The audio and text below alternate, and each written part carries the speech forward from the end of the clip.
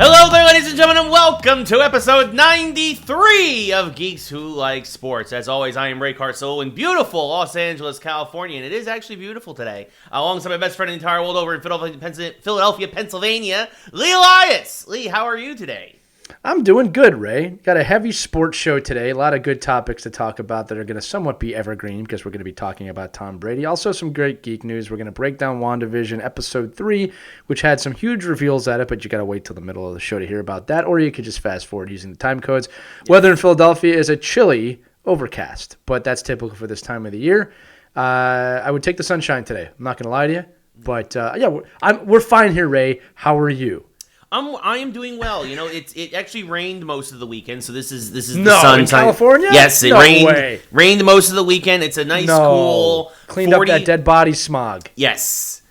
So today, that's why I went out today. I got Dunkin' this morning, which America runs on Dunkin', and so do I. And if Dunkin' would like to sponsor the podcast, we are more than willing to listen. Yes, the geeks run on Dunkin'. Yes. I like Ben Affleck, who also runs on Dunkin'. I know if you don't seen all these episodes, all the most recent photos from the paparazzi, he's always carrying Dunkin' Donuts. Yeah, he's from New England. He's from Boston. Yeah, exactly. If you go to Boston, for those of you listening outside of the Northeast, this is true. There is literally, I'm not exaggerating this, a Dunkin' Donuts on every corner of Boston. It's like Starbucks on the East Coast. It's incredible. It's incredible how many Dunkin' Donuts, or at least there used to be. That might be changing after the pandemic, but an incredible amount of Dunkin' Donuts because it originated in that area.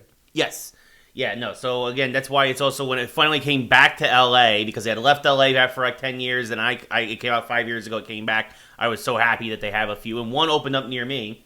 So so I used the app, super convenient. Went out, got coffee, but also today's a great day because like you mentioned, because of the rain, all the smog was washed away. So it actually feels like fresh air out there for once. And it's a real nice, cool morning, 45 degrees and sunny.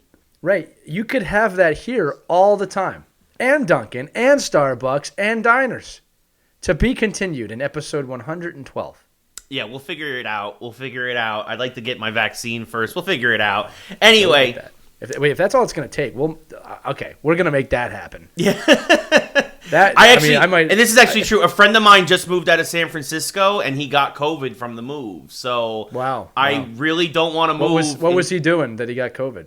Well, I mean, I guess he was helping the movers probably, I guess. Like, the only people he was in contact with was his family and the moving company. So I have to imagine. You can't get it for me, so that cancels that. There's no excuses, Ray. Get a shot. That's fine. Or I'll give you a shot. Well, I was going to say, I mean, it's not exactly easy. California has, I mean, it is a disaster zone out here, folks. Sorry to get off on a downer, but like Hey, listen. It's not my fault you found the farthest point in this country to move to. Literally. Outside Alaska. When I moved here, you weren't even in. You were in Florida, but but for most of the time I've been out here, you weren't even in the country. Hey, listen, I moved to England and back. You can move to LA and back. Yeah, well, we'll work on it. Anyway, we got a big show for you, folks. We got a lot to talk about. Tom Brady-sized show today. We've got a lot of video game stuff, a lot of movie news. We've got some hockey. We've got some baseball. A lot of streaming service stuff. A little bit of everything. It's actually interesting. It's actually the sports and entertainment section will get blurred for a little bit before we go back to sports completely. Which is exactly the way we like it. That's exactly the way we like it. But we are going to start things off with football. Of course, the big, as John Madden used to say, his favorite weekend of the NFL calendar year, conference championship weekend to decide who goes to the Super Bowl. Of course, it was the Packers versus the Bucks, the Tampa Bay heading up to Green Bay, and Kansas City versus Buffalo. Let's start with... Actually, we're going to start with Kansas City versus Buffalo because we've got a lot more to talk about with Brady and Rodgers. This game kind of turned out exactly how I thought it would. The Chiefs played into their MO. They got behind early. They muffed a punt that led to a Bills touchdown. The Buffalo got a field goal. They missed an extra point, which actually would kind of haunt them later on in some of the decisions they had to make as they were kind of chasing that point. But they were up 9-0 early, and then Kansas City was like, all right, it's go time. And then it was just, I think they scored... 38-6, they outscored Buffalo. Buffalo scored a late touchdown to make it look a little better. Late touchdown and a late field goal. But Kansas City put their foot on the gas and didn't look back. They were clearly the better team on the field. Again, the question was going to be Mahomes' health. Mahomes looked fine. He was scrambling around the pocket. He didn't scramble for gains as much, but he didn't need to. The rest of the team picked it up. Kansas City Chief records, Kelsey with receptions and Tyreek Hill receiving yards, over 170 receiving yards. They look like they are the defending champs. They look like they are ready to go, and they are going to have fun down in Tampa Bay in 2 weeks, because they are the team to beat. Even without, by the way, they did lose their left tackle Fisher in this game, so that could be something that the Bucs pass rushing, and we'll get to that in a second, could take advantage of. But the Chiefs looked like the number 1 seed. They looked like the defending champs. To be the best, you have to beat the best, and Buffalo did not look like the best. I was just going to say that, and you took the lines right out of my mouth. No, but seriously, look, here's the deal. We got to start off with saying this takes nothing away from the Buffalo Bills season. It was a great season. They're a team on the rise for sure. But I don't know what it's going to take for NFL teams. And again, it's weird for me to be saying this. If you, as Ray just said, if you want to be the best, you got to beat the best. And in order to do that, thank you. In order to do that, you're going to have to play aggressive. And that was not an aggressive game by Buffalo. Yeah. All right, you cannot take your foot off the gas in any championship game. Again, we'll talk about the other game in a minute. But the Bills, in my opinion, this is just a lack of playoff experience. Yes. Just did not have that extra gear or that go for the kill that they need to have, right? You can't settle for field goals all the time in a championship game. You got to go for it. And there's so many examples of that happening that if you're going to play a conservative game, again, this is not the divisional round. This is the championship round, and you're playing last year's champion. If you are not going to go for the kill, you're not going to win, because here's the deal. Kansas City will do that, and they did. Yeah. They were relentless. They looked great. They looked ready for the Super Bowl. I'm glad they got there. We did predict that this would be the outcome of this game. Yeah. Again, I'm not ripping on the Bills. It was a great season. No, I mean, and I will Kansas say City this clearly also, deserves to be in the Super Bowl. I do think that Allen kind of got caught up in the moment a bit. He kind of looked more like his rookie self or his second-year self. Took some real bad sacks, some real bad play decisions. Was trying to make things happen when there weren't things there to happen, which is also a credit to Kansas City's defense, which, by the way, even though their left tackle got hurt, they also got healthy on defense at possibly the best time. I think Breland, I think the number 1 corner came back, which is a big deal. They deserve to be in the Super Bowl. We talked about this all season with COVID and integrity. Yeah. That team deserves to be in the Super Bowl, and they are going to the Super Bowl. And again, reigning champs, that team hasn't changed too much. Yep. Makes perfect sense. And again, congratulations to Kansas City on another AFC title. Yes. 2 in a row. The last team that did that, the Pats. Yes, that's also true. That is very true. You're right. And the last team to win back-to-back Super Bowls was the Pats, which was Super Bowl 38 and 39. So it's been a while since we've had a back-to-back champion. Kansas City also, fun fact, looking to become the 8th franchise, 9th team overall to win back-to-back, because, of course, the Steelers of the 70s won back-to-back twice. They won Super Bowls 9 and 10 and then 13 and 14. But this would be the 8th NFL franchise to win back-to-back Super Bowls. Nerd! Yes. It's true, though. Yeah, that's me with all them numbers. I got a lot of them. I got a lot of them today, trust me. This is the place. This is the place. Yes, this is the place to be. But yes, shout out to our buddy Andy Atherton. So a great game for the most part. Got away from at the end. I actually flipped over to Pittsburgh, New York, which was, I wish I didn't, but anyway, in terms of hockey. Yeah, I was just saying, we would specify that one. Wait a minute. Pittsburgh was playing the Giants? No. Rangers. Was there consolation games in football now? No, we'll get to hockey later. I got a lot to say about those teams too, but yeah. So the AFC, pretty much kind of what we predicted. No surprise there. The best team is the best team, and Kansas City will go into Tampa Bay as the AFC champion. The NFC. This one was a little surprising, but you know what? It's been Tampa Bay's MO now throughout the entire playoffs. They've developed a defensive identity through these playoffs. They didn't really have as much in the regular season. I've watched enough Bucs games in the regular season, but they are not only forcing turnovers and forcing sacks, which they did do a lot of. Again, they're the number 8 defense. They're not like a paltry defense, but they're capitalizing on turnovers in a way that they were not in the regular season. They did this against Washington. They had 21 points off 4 turnovers against New Orleans. Again, the difference in the game. And they had 14 points off turnovers yesterday, which, by the way, Green Bay actually won the turnover battle yesterday. But they only got 6 points off turnovers. And when you hold a team from scoring off turnovers and you score off turnovers, it doesn't matter what the turnover differential is. Green Bay scores 6 off of turnovers. Tampa Bay scores 14. And that was literally the difference in the game as they win by 5. They go up to Lambeau Field, and the Green Bay Packers, again under Aaron Rodgers, lose an NFC title game. I think he's now 1-4 in the NFC Championship game. Very Donovan McNabb-esque, actually. But, so, sorry, Lee. Oh, no. Nice try. We won in 18. That's right. You do have one, but it wasn't with McNabb. But, yes, it was... No. But, obviously, it's we were the Buffalo Bills of the NFC East. For at least during that time in those Andy Reid years, yes. We're gonna talk about Rodgers' legacy in a bit because we also want to talk about Brady's legacy. We're gonna talk about both their legacies after this game. But Lee, what were your thoughts on the game in general? Well, I'll say this: when we predicted it, I think we both predicted Green Bay to win by 1 score, but we both said that this is going to be a 1-score game either way, and it's exactly as it was. Mm-hmm. Man, it's tough. Like, I don't want to say Green Bay underperformed or that Tampa Bay overperformed. I think it is fair to say Green Bay didn't have their best game. Yeah. And Tampa Bay did. Yeah. Like, and so often at this time of the year, you got to be playing your best football, and Tampa Bay is humming. Yeah. But, look, man, I mean, you're talking about, the whole team is playing well, but we got to switch to Brady. That's the only thing to talk about. I mean, it's incredible. Yeah. His first NFC championship. Yes. And it needs to be said, though, Tom didn't even play his best day. He had 3 interceptions. Again, but Green Bay only got 6 points off those 3 picks. Well, it's the aura of Brady being there. I mean, this is incredible, and it's unprecedented. Mm-hmm. If I can switch into the Brady talk real quick, because, again, obviously Tampa Bay won. Yeah. They're going to the Super Bowl.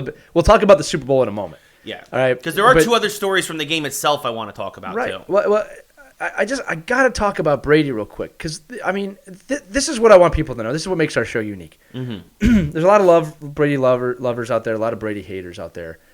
And, you can argue with me all you want. It is time to put the gauntlets down and enjoy this guy. All right? He's the GOAT. It's that simple. He is the greatest of all time, period. No one's actually arguing that anymore. I don't think so, no. All right? But there's I want him to lose. I want him to win. And it's look, it's not even about winning and losing anymore for me. It's, he's not going to be around in the league much longer. Yeah. You got to just enjoy the brilliance of the man at this point. He took another team to the Super Bowl. Yeah. Again, it's a team sport, but the aura of him going to Tampa Bay, nobody would have picked Tampa Bay if he's not there. No. Nobody picked Tampa Bay this year anyway. No. It's just, you got to enjoy. I'm just talking from a coaching perspective and a playing perspective.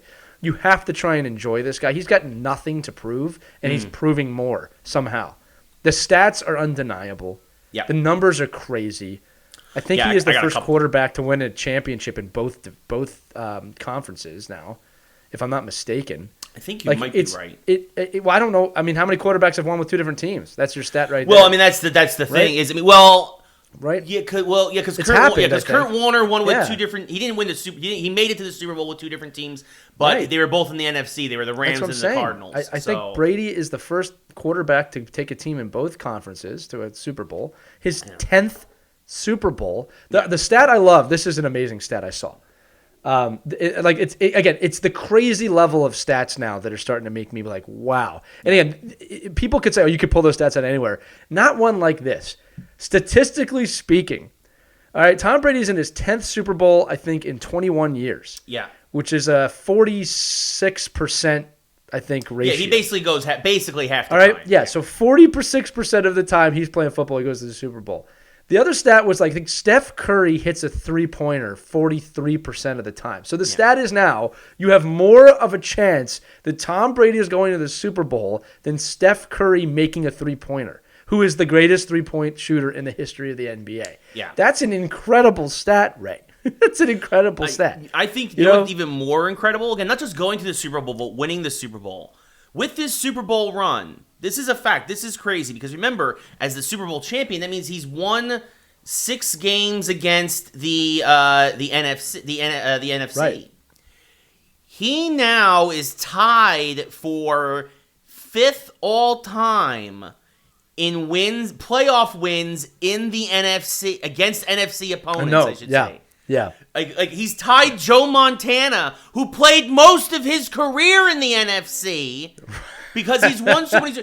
He now has Troy Aikman won 3 Super Bowls with the Cowboys. Tom Brady has more playoff wins against NFC opponents than Troy Aikman now. Aikman has 8, Brady has 9. That's how insane it is for him Right. to have won 6 Super Bowls. Now to come over to Tampa Bay, and I think he's tied with Roger Staubach and Montana. And there's a couple others, like somebody has 10 and somebody has 11 and somebody has 12. It's amazing. But he's top 5 now in terms he's not done. of. I think Favre. I think actually Brett Favre has the most actually, but still, he's not retiring after this year. Like, why would you retire? He just made it to the Super Bowl again. He's not going to retire until he stops making it. I mean, he might go out on top, but he's not planning on retiring. I think we know that. Yeah, he wants to keep the real playing. question I want to ask is: do you think, Ray, that New England fans are rooting for him or against him now? I think it's a split. I really Right. think that it depends on the fan. I think that there's guys who are definitely rooting for him, and there are folks who are rooting for the AFC, and then there are folks who, I mean, there's definitely going to be some folks who are bitter, and then there are going to be some folks I think it's going to be 50-50 split. But listen, they could have kept him. I mean, they didn't offer him what he wanted to stay, obviously. You know, Yeah, or he I mean, wanted and to he- leave. I mean, it's just, I mean, he also wanted to leave, and I think also, I mean, look, Bruce Arians, to his credit, was like, look, come to Tampa. I have all these things called receivers for you. Like, receivers you know, and warm weather, which again, it does play a role in his age. Yes. As in shape as he is and as innovative as he's been. Yeah. If you're in your mid 40s, throwing in warm it weather still is starts a lot to affect easier. it. Yeah. Right. Yeah, the Right, cold starts so- to bother you a little bit more. I mean, and Right. that's and me like an idiot moving back east potentially. But yeah, I'm like not an idiot. It's warm here in the summer.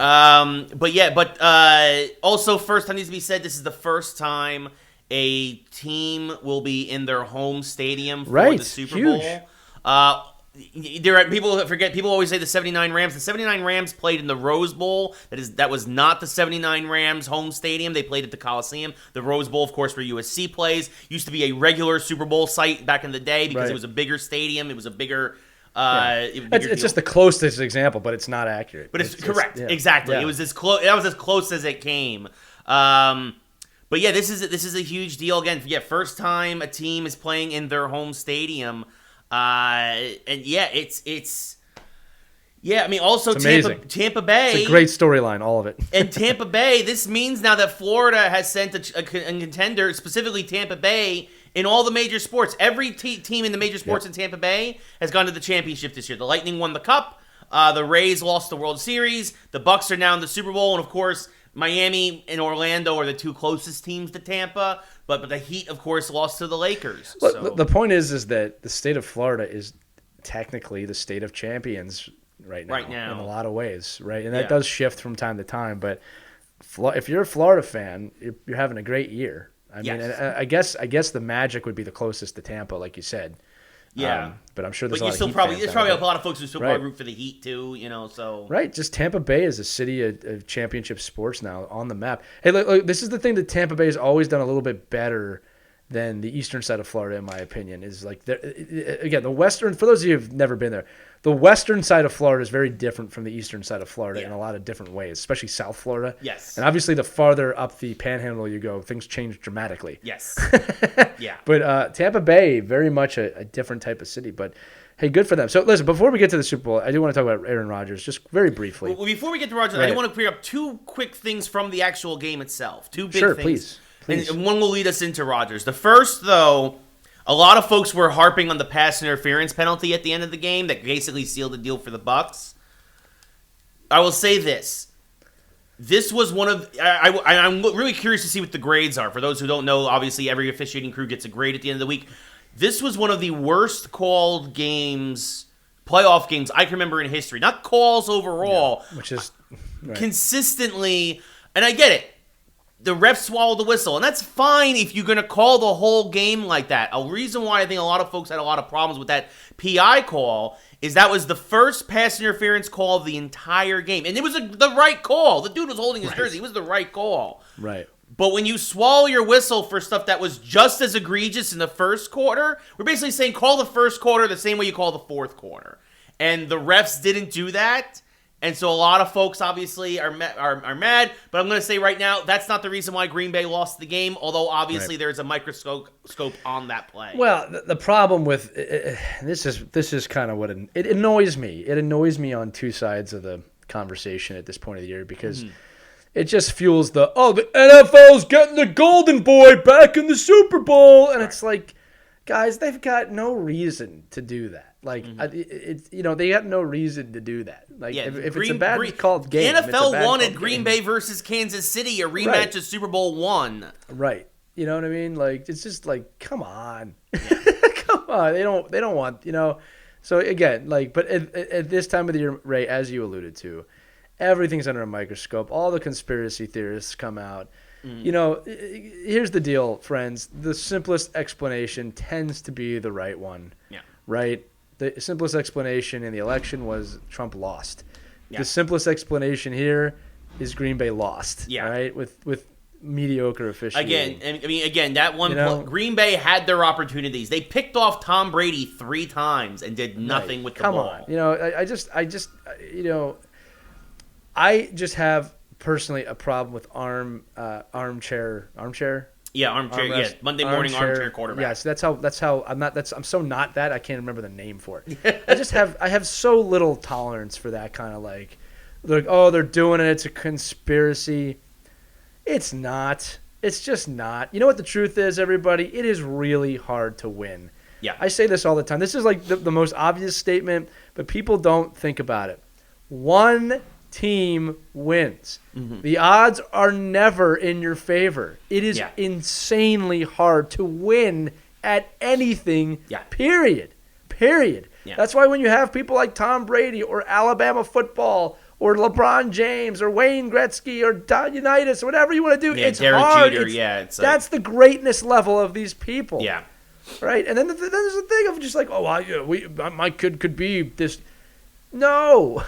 It's okay to also not be Tom Brady, but come on, man! I can't. Right, I have so little tolerance for that. And again, we'll get into this later in the show too. But it's like the NHL season is 10% in. Again, I'm not going to that, but it's like people losing their minds already. It's like, my goodness. Yeah, I was pretty mad yesterday. I calmed down after like 15 minutes, but I was pretty mad yesterday. I get that. I get being disappointed at a loss, but people calling to blow up their teams already. It's like blowing my mind. It's anyway. Aaron Rodgers. Yeah, so also the other thing that happened yesterday, 3rd and goal at the 8. It looked like Rodgers had a clear path to scramble for the end zone. He chose not to. He threw it into the end zone, and he missed. There was also, by the way, a couple of times where his receivers, and I get it's cold in Green Bay, just dropped some passes. Rodgers didn't get the best help yesterday. This, again, goes to the team Green Bay effort. Did not play it didn't play their best game. They didn't play well enough to win. So there was that. Simple. But Rodgers then, on 4th and 8, Matt LaFleur, the coach, decides to kick the field goal. You needed a second score to win the game anyway. But of course, at first, before you could win it, you got to tie it. So people were very confused, especially against Tom Brady. There's just no everybody who's the 3 teams that have defeated Tom Brady in the Super Bowl were aggressive. The Giants, and the Eagles. Yeah. Were aggressive. Yeah. Aggressive to win those games. Yes. Overly aggressive. Something you'd never see in the regular season. Uncharacteristically aggressive, right. I don't understand. I mean, the playbook's there. I don't understand why that's not happening. Sometimes people are dumb. And sometimes, it's just sometimes people, I don't know, people don't want to learn from history. Can you name one team that the Pats have lost to? Let me rephrase this, because it's easier to do wins. Can you name one team that the Pats have beaten that were uncharacteristically aggressive and still lost?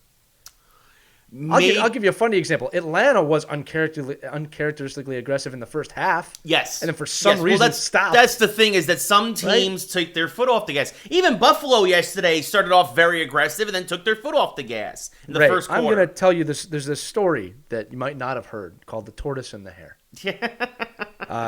Some would call it a fable. Some would call it, everybody knows that story. I don't understand why these coaches are doing that. Yeah. Even McVay, when the Rams were playing, didn't do this. Yeah. You have to be overly aggressive to be that team. You got to take some chances. But here's the thing. Can you name a team that played them that was just extremely aggressive and lost? Because I'm having a hard time. I would say the only example, and I think that the reason why now this team is so good is because of that loss.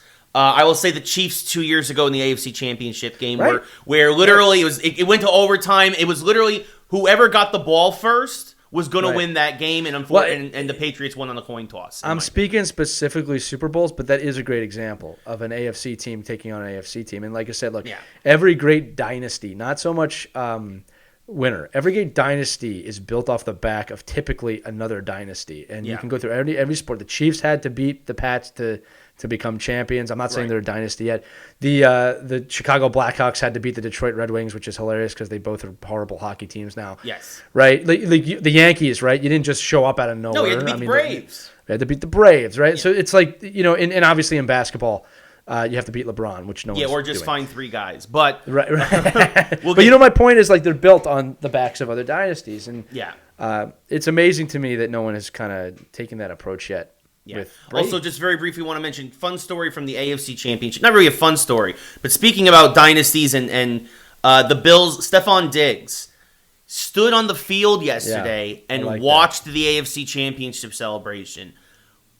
Talk about somebody who's already motivating himself for next year. Right. Watch out for the Bills. Anyway, back to Green Bay and Tampa Bay. Well, real quick, Ray, I've done that before. Mm-hmm. And this is what I want people to realize when a player does that. Because, from our viewpoint, he's just watching. It's like, oh, okay, he's getting motivated. It hurts. Yeah. It hurts a lot. I have been in that position. I have done that, and it hurts. And I mean, oh, God, I can't even put into words how much pain. Yeah, Josh McDermott had to come out and get him and be like, you got to come back. You got to come into the locker room. I want you listening at home to understand that a player is doing that. It's like electing to have a surgery without taking any anesthesia. Yeah. All right, and it does leave a wound, and it does motivate you. But I don't want people to think it's just some sentimental, like, oh, okay, I'll remember this. It hurts a lot. So, I love seeing that in an athlete. Diggs, you know what I mean? Yeah. I mean, he's come close before. Yeah, no, I mean, he was in the NFC Championship game a couple years ago with the Vikings. Right. Like, he's a competitor. He wants to win. Right. So that's if you're a Bills fan. Yeah, you like seeing that. You like seeing that. Right. But yeah, now going into Rodgers now to wrap this up. This part. Be quick with it. Is he coming or going? I mean, the thing is, what's the next step of his career? Obviously, Green Bay took a quarterback in Jordan Love to be the heir apparent. And again, Rodgers, I believe now there's 1-4 in NFC Championship games. He is 1-4, and he has won Super Bowl. He won Super Bowl 45 against Pittsburgh, so he's 1-0 in Super Bowls. He does have a Super Bowl win, but is he like a Drew Brees who had like this amazing career statistically, but only reached the summit once? Which honestly in football is usually still just enough to cement your legacy, but not in the time of Brady, but yeah, right. Like that's the thing is where does he rank amongst the pantheon? And actually, this also reminds me. I'm going to put in an extra topic that I think you'll have fun with right after this. But yeah, what's his legacy? Is he a guy who chokes in the playoffs? Is he a guy, because he's lost in other rounds too? I mean, the Giants beat him to get to Super Bowl 46. Like, I mean, he's lost a lot in the playoffs. In Lambeau, by the way, field goal, which right? used to be an impregnable fortress. Now it's like, we're going to Lambeau, who cares? Right. And as I said, I think that was a field goal game, if I'm not mistaken, right?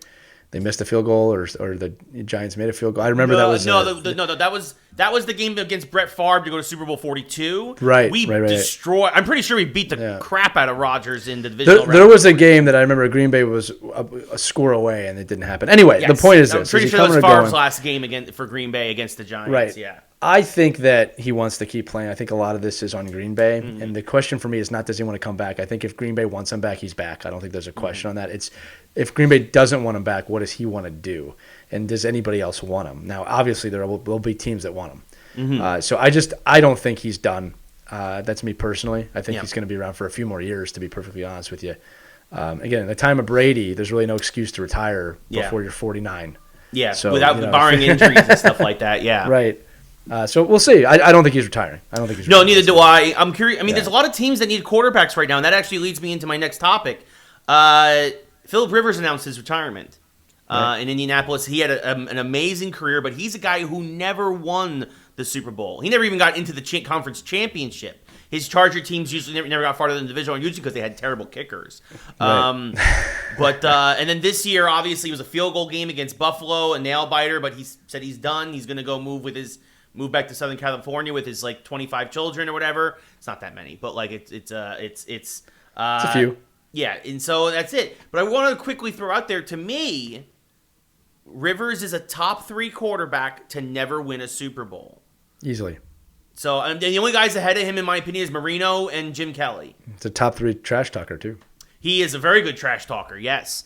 and does it with a bolo tie, which makes it even more impressive. But yeah, no, I think to me it's Dan Marino, Jim Kelly, and at least those guys made it to Super Bowls. He didn't even get that far. So you got to put McNabb on that list. You got to. I don't think he's third though. Like he's on the top 5, is what I'm saying. But sure, four NFC championship games in a row. Like that's. Yeah, look, there's a lot of guys. I was saying McNabb is on the list. It's not just because I'm an Eagles fan. 4 NFC championship games in a row. He was dominant when he was there. Yes.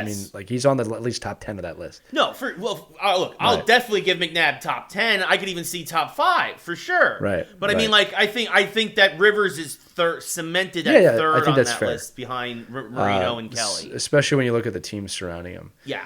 Well, we'll see if it'd be funny if Aaron Rodgers went there. I mean, we have to see if he enjoys biting kneecaps off. Yeah. And then falling down and getting up and biting off the other kneecap. Oh, God. That brings us into our next topic, which is some coaching hirings around the league. Dan Campbell, who former tight end in the league. I think he had a cup of coffee with the Giants, but he also played with the Saints, was a coach with the Dolphins and the Saints. And this dude gave the weirdest press conference. I mean, this isn't Adam Gase staring press conference weird, but this is definitely up there in terms of weird press conference speeches. We're gonna get knocked down, but then we're gonna bite your kneecap off on our way back up. Right. Then you gotta push us down twice as hard. We'll bite your other kneecap off. Then you gotta kick us down 3 times. It's like the ghost of Vince Lombardi was channeling himself through him. We're gonna play some real hard-nosed football. Vince Lombardi, because hard-nosed is the way to go. Vince McMahon was channeling himself through him. Never Vince Lombardi. We're gonna play in the NFL. Yeah. Well, listen, Rivers retired after hearing that speech. So clearly he doesn't want to bite off any kneecaps, but right. No, it's an interesting speech. This is what I'll say. He's trying to get his team motivated. He's trying to explain it. He's trying to set a culture shift with that team.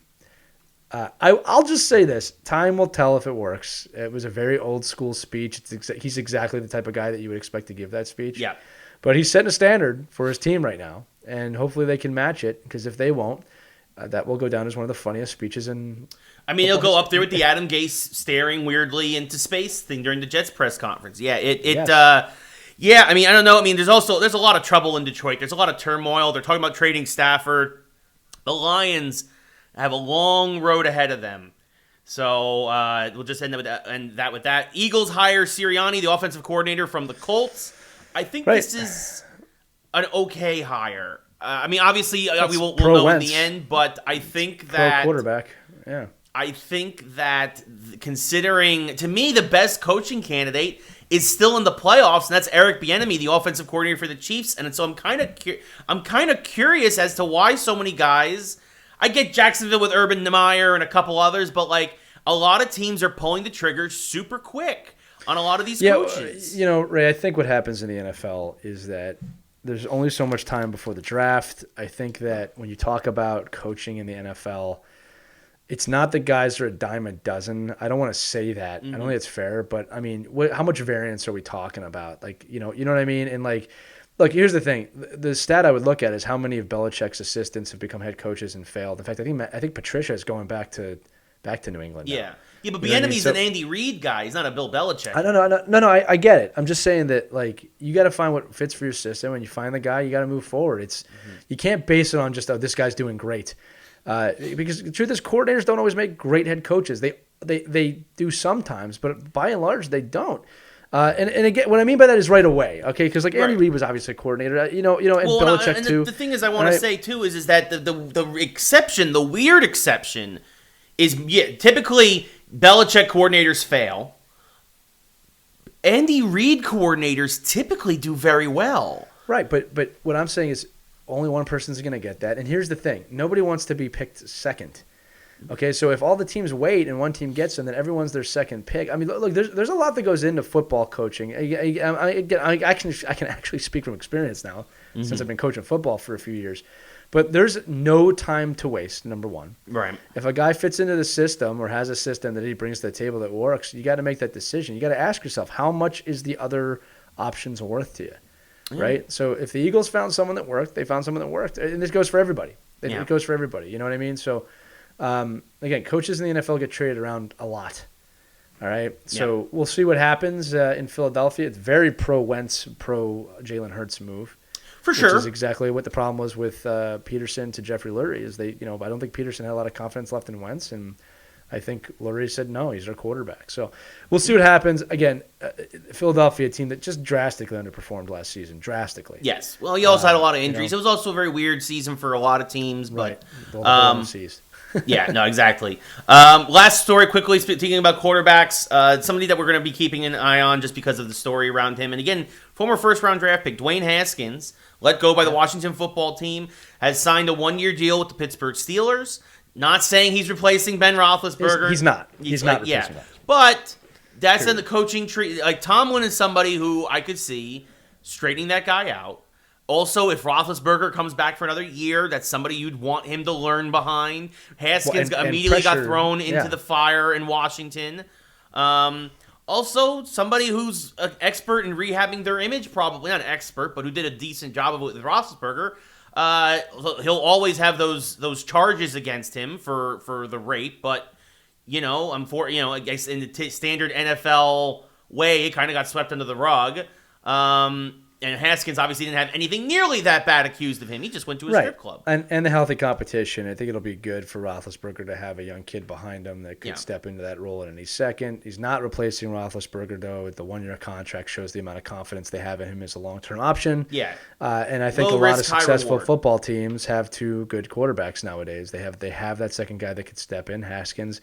As we said, he's going to be kind of a backup now until he's not. Yeah. Right, that's the role he's in. So, anyway, glad he landed someplace. I really do hope he rehab his image. I'm a believer in second chances, and he didn't do anything that was anywhere near the level that some of these other people have done. It was stupid, but it wasn't stupid, but it's forgivable. Yes, I'm trying to say. Exactly. Right? Yes, again, unfortunately, we've seen a lot of great NFL players do very terrible, terrible things.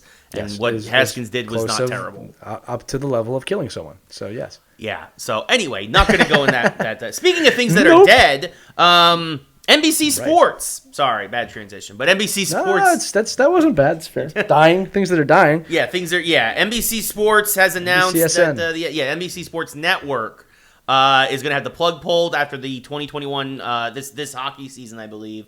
And that everything hockey and Premier League, which is their 2 big sports, they had other certain motorbike racing and other smaller things. Drone racing. Yeah, they were desperately trying to fill programming. They didn't when it wasn't soccer or hockey season. They didn't have it. So all that programming will move over to USA Network. People forget that's all under the NBC Comcast Universal umbrella. So I mean, I think it makes a lot of sense. Unfortunately, if you don't have it was kind of questionable when NBC Sports Network was launched to begin with. There's a few questions here. Yeah, so when it was launched, which was a while ago, I think 10 years ago, the thing was it was kind of stable as you're going to compete with ESPN. They even tried to pick up ESPN talent. Yeah. Right, and at the time I was like, but no one's going to compete with ESPN, right? So the questions that I have with this move are this, and there's a few levels to this. One is that in terms of it going away, I just see that as consolidation. Mm-hmm. I don't know if it's so much a failure. It is on some levels, but it's more like, look, Peacock is launching, which is their streaming service. They have USA Networks. It's a very powerful brand. Yeah. It's not unheard of. I mean, what is it? Basketball does TNT or TBS, or I can't remember. Basketball's TNT. TNT, right? So it's not unheard of for another network to hold some sports. Yeah. But I think this is just more of a consolidation. I think the pandemic played heavily into this. Heavily. Yes. Because I know that NBC Sports regional stations have been laying off reporters and talent left and right. Yeah. Because they simply do not have the money. So that brings me to the next point, which is what's going to happen to the NBC Sportsnet regional networks. Mm-hmm. Okay. So really quick history lesson is Comcast Sportsnet used to own most of these regional networks. They were really well run. Comcast Sportsnet was one of the best run regional sports networks in the country.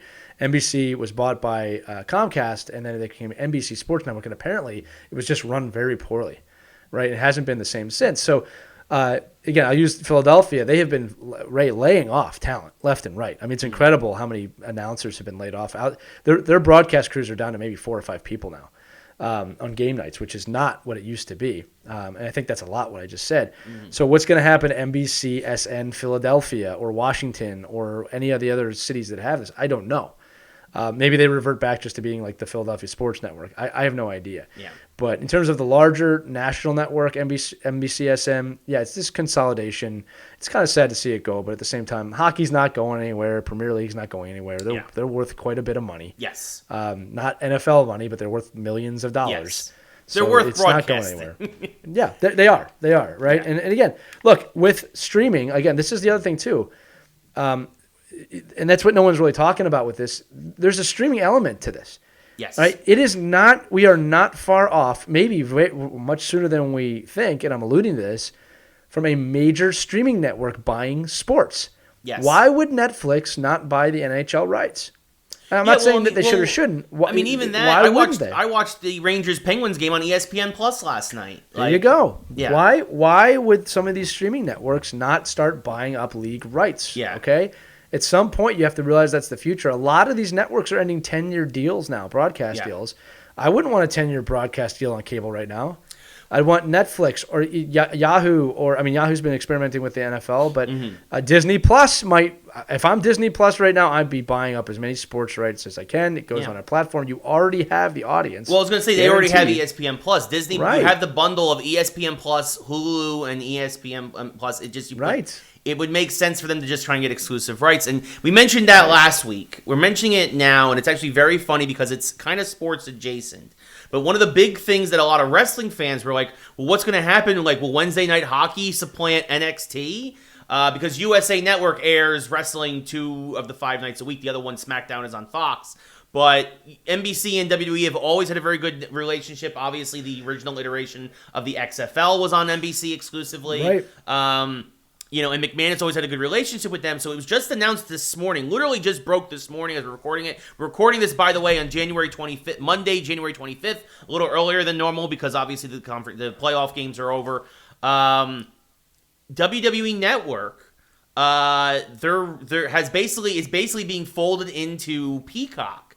Right. Which is a big deal. Again, this is kind of like with Warner Brothers that has a lot of things under one umbrella on HBO Max. Peacock was basically like, we're adding WWE Network to our streaming service Peacock, and we're basically adding levels now. So there's the free Peacock level. There's going to be a $4.99 level for Peacock where it has ads and commercials like you would watch like regular stuff. And the $9.99 level where it's the premium level where there's no commercials and ads, which is already the price for WWE Network. So if you already are paying that for WWE Network, you're basically just moving to Peacock for the same exact price and getting all of the NBC stuff on top of it. This is a big deal to draw over the wrestling audience to Peacock, which is kind of doing meh from what I understand. It's an instant transfer. And this is happening on March 18th, by the way. The switchover is happening. All into one app. All you're doing is changing your app. And this is a big deal because it's a big value add for NBC. And like you said, now NBC has the exclusive streaming rights of WrestleMania, which is only a couple weeks after this, by the way. I'm sure that was part of the deal, was like, we need to get WrestleMania this year. All the Royal Rumbles, all the histories, the documentaries. If you're a wrestling fan, Peacock is now your destination in terms of streaming services. For the same price that you were paying for WWE Network. So you get The Office, and you get like 30 Rock, and you get all of those archive shows, and the news shows like Mr. Mayor starring Ted Danson. NBC, if you want to sponsor us, we're available. But yeah, so like it's. I actually want to watch this show will be on NBC. Maybe they got all kinds of crazy shows about just people talking. I guarantee you, we are way more entertaining than all the talking heads they got right now on Peacock. I promise. Everybody you listening right now is nodding. Yes. Yeah. Yes. So yeah, but this is a huge deal. It's a big deal for McMahon. Obviously, they're not going to get the full $9.99 they were getting for WWE Network, but this is a chance for them to grow their audience, and it's a chance for Peacock to grow theirs. Yeah, it's again, you're starting to see the stars align with streaming. Yeah. Look here, I'm going to say this again. The pandemic has launched technology about 10 years faster than anyone was expected. The smart organizations right now are going to lean towards finding a streaming service for them. I really do expect, like Ray, you brought this up of like, well, who's going to win between the NHL and wrestling? We don't have to have that argument anymore. Yeah. Like and the fact that people, I'm going to get my wrestling. Well, okay, you got to change with the times here. There's no reason that anything should be overlapping anything anymore. Yeah.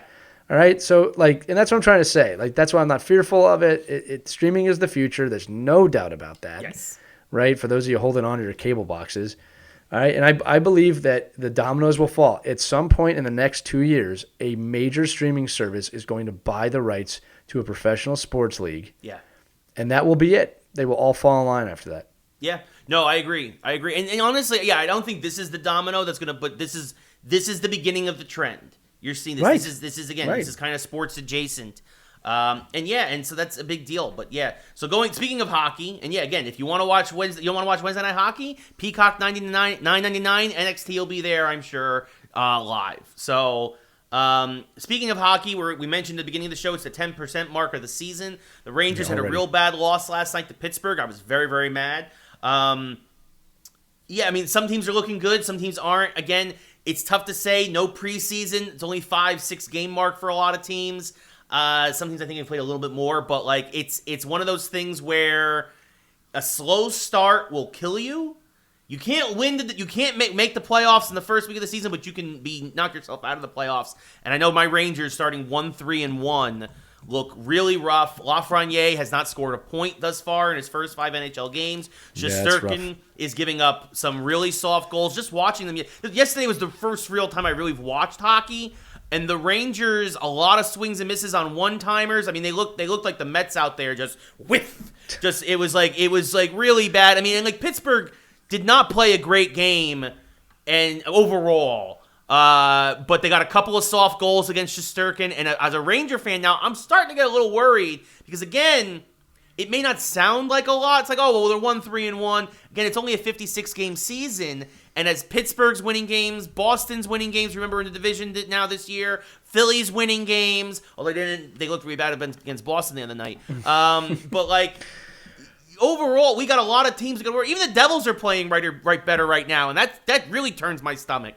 But they got to wake up. And right now, this team is the Rangers are notoriously slow starters, but it could spell disaster this year. Well, here's the deal, Ray, and this is what I'll tell you about the NHL season.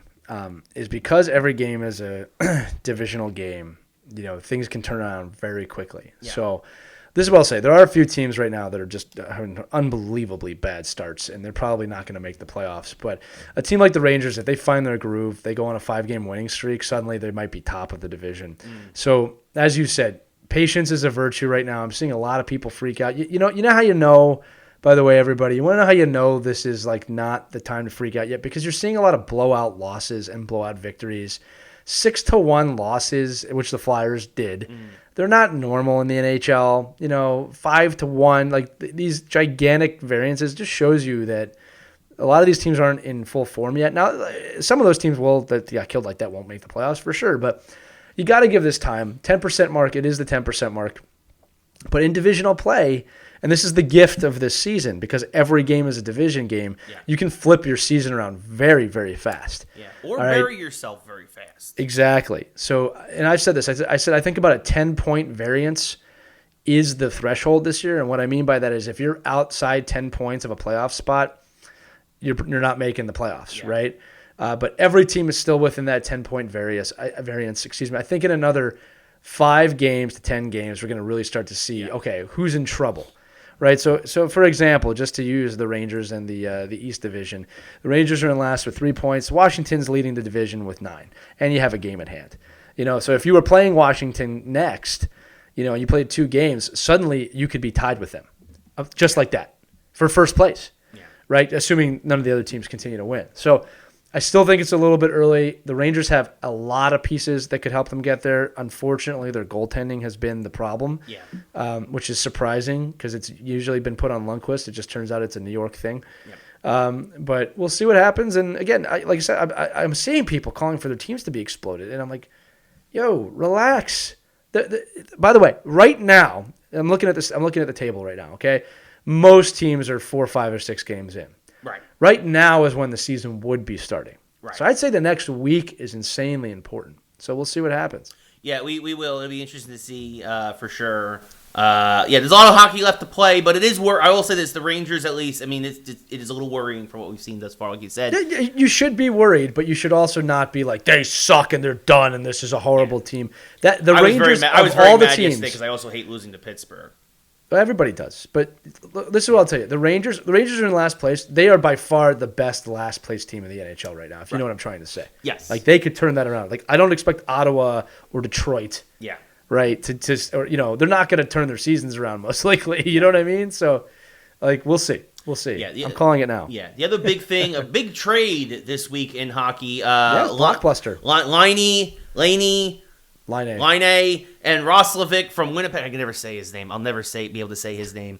Are traded to Columbus for a third-round draft pick and Pierre-Luc Dubois. I can say that name. Said that name perfectly. Yeah. So, well, I mean, I don't know. This trade I watch Columbus. I watch a lot more games against Columbus than I do against Winnipeg. That's fair too. This trade with Dubois coming after he was essentially benched by his head coach John Tortorella. Yeah. Something John Tortorella is known to do. If you are not going to play for that guy, he's not going to play you. It is that simple. Yep. A lot of people don't like John Tortorella. He has a unique way of getting the best out of his team. He demands nothing less than perfection. He is an extremely hard coach to play for if you're not a hard-nosed player. Yes. So we will see how, Dubois needed to be moved. He's moving to Winnipeg, which it's kind of a weird move because they both have similar jerseys, so it's not going to feel that different. Yeah. But Patrick Laine is a force in the league. Yeah. And this is one of those moves that Columbus, in my opinion, instantly gets a lot better. Oh, yeah, huge injection of offense into that lineup. Right. If Laine can deal with Tortorella. Now, again, that doesn't take away from Dubois. Obviously, you're getting traded pretty much 1-for-1. It says something about Dubois as well. Yeah. But Patrick Laine in Columbus, let me put it this way. I'm glad that we're not playing interdivisional play this year. Yes. I'm glad that's not my division. Yeah, right? that Columbus is in the Central. That makes Columbus very strong. And Columbus is a good team. So first blockbuster trade of the NHL season. We'll see if any more show up sooner than later. Interesting move to say. I mean, it's also interesting because there was a lot of talk that these guys are going to probably go between these two teams actually in the upcoming off season. But the fact they already pulled the trigger on them now, and honestly, and Dubois fits into the Winnipeg lineup very good as their second line center. They're. Laine's cooled off since his draft year, so yes, I mean he's still a force, but he's not what he really was is. Once. Yeah, but this goes back to what I was talking about with trades, which is like both teams are trying to win and benefit from these trades. Yes, right, and again, a unique year where they're in different divisions. Otherwise, that trade probably would not have been made. Right, but look, it's if the best case scenario is both players do better in their new cities. That's how trades are made. Yep. Any GMs typically do not trade trying to one up another GM. If they can, they will. Yeah. But typically, it's so both teams win. Yeah, and actually, we're going to talk about one GM getting the better of another GM in baseball in a little bit. But first, just very briefly, want to mention the NWHL started this past week as well. It did.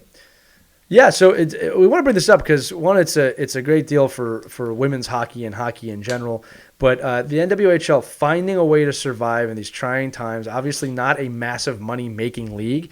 So what they've decided to do is do a 2-week tournament up at Lake Placid at Herb Brooks Arena. It's really brilliant the way they've done it. The regular season will take place over 2 weeks, which will then lead to a semifinal and final matchup, which is going to be broadcasted nationally on NBC Sports Network, which is a major deal for women's hockey to get national coverage like that, even with the network going under. It doesn't take away from the fact that they're going to be broadcasting this. So I just wanted to give a nod to the league, to women's hockey, and because we always talk about this, finding innovative ways to figure it out. The NWHL did this. By the way, they are broadcasting every regular season game on Twitch for free.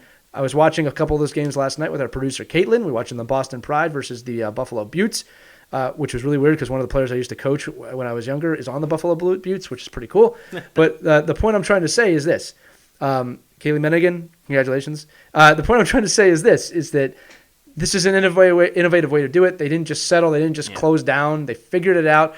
All minor league sports could have been learning from this. Yeah. All of them. Yeah. Right? Baseball. All of them could have been learning from this. Yeah. Right? Again, some of them are right. The AHL is running pretty strong. Minor league baseball's in shambles, in my opinion. Yes. All right. NBA, D-League, I don't even know if that exists right now. I know it's usually, this would be the off season, but all right. And then NFL Europe's been gone for a long time. College football is still the minor leagues for football. Right. So. But you know my point is I just like seeing outside the box thinking. I like seeing a league that needs to survive. And a 2-week tournament, how can you not get into that if you're into hockey, right? Now, it's not for everybody. I totally admit that. But if you're into hockey, check this out. It's awesome, and there's going to be nationally broadcasted games. Yeah, well, I mean, that's the big thing is the national broadcast is that this opens the door for them to move over to USA along with everything else. So we'll see what happens. What kind of ratings they get? Yeah. I mean, just because NBC Sports Network is going away does not mean this is a bad thing. It's good for sports. Yes, that's all I'm saying. It's good for sports. It's good for obviously equality and everything that people hate talking about. Yeah, it's good for all of that. All right, and that's why I wanted to bring it up today. It's good hockey too, by the way. Above all, these are hockey players at the end of the day. There you go. So, I echo what Lee says, pretty much. So there's not really anything. Yeah, there's no real controversy for us to argue over with that. So, we going back to GMs and trades and things like that. Want to briefly go into baseball. The Yankees, they've been doing this basically for forever, which is basically use the Pittsburgh Pirates as a farm system. The Pirates are a disaster of an organization. They have been for decades now, really since the mid-90s. Look, I'm not saying anything that isn't true, folks. Like, it is what it is.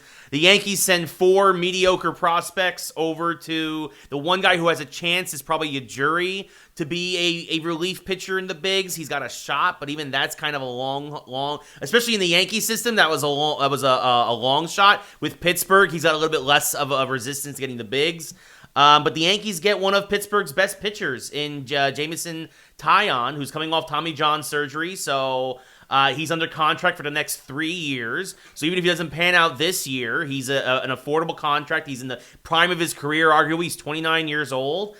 And obviously, the Yankees were looking to get another pitcher through trade. They were talking to Cincinnati about their stud pitcher, Luis Castillo. Obviously, the asking price was too high. They wanted Gleyber Torres back in return, which I would have actually pulled the trigger on because then I would have re-signed Didi Gregorius as a free agent, and I would have put him at short and put LeMahieu at second, and we would have had better. He belongs to us now. Yes. We want him back. I know that. Well, I mean, I think he's still a free agent, Didi. Did he? He is. The Phillies want him back. I do know. Right. It makes sense to have him back. No, for sure. But especially considering the Yankees don't have a single lefty bat in the lineup, I would have traded Torres, got a good pitcher, and then got, a lefty bat in the middle of the lineup. But what do I know?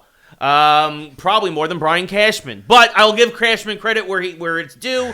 He pulled one over, I think, on the Pittsburgh Pirates. Now, obviously, if Taillon doesn't work out or he gets hurt again, then it's probably a wash.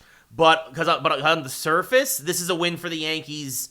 This is another bad move by the Pirates. This is the Yankees taking advantage of a small market team that cares more about their bottom line and keeping their payroll as low as possible than actually winning games. Because Taillon is a good talent when healthy, and the Yankees need depth in their pitching rotation. So even though there's some injury question marks and whatnot with the Yankee rotation, you insert Taillon in there as the number 2 behind Cole, who he has a relationship with because they both played together in Pittsburgh. Suddenly, look, I'm not saying the Yankees are going to win the World Series, but to me now, I'm like, okay, we're a playoff contender again and probably a good chance to win the division. Yankees are who we thought they were. Yeah, especially with Tampa Bay getting rid of most of their rotation in the offseason. Yankees being the Yankees, we'll see. I'm still kind of sour on baseball, so I'll just echo everything Ray said. There we go. Baseball, I'm not going to lie to you, I'm still kind of sour. I'm not as easily forgiving of that sport right now with the way they've handled their seasons. So maybe when the season comes around, I'll get more into it. But I said this before. They kind of lost me until they get me back. No, that's fair. That's totally fair. I was so disappointed with baseball last year. I'm super. And the thing is this: it's a side conversation. I'm not saying you, but like in my opinion. I'm a little bit astounded by how many baseball fans are willing to just turn a blind eye to things that have been happening in Major League Baseball over the last 5 years. It's the last 25 years. That's the thing. Yeah, baseball's been taking advantage of its fan base for my entire life.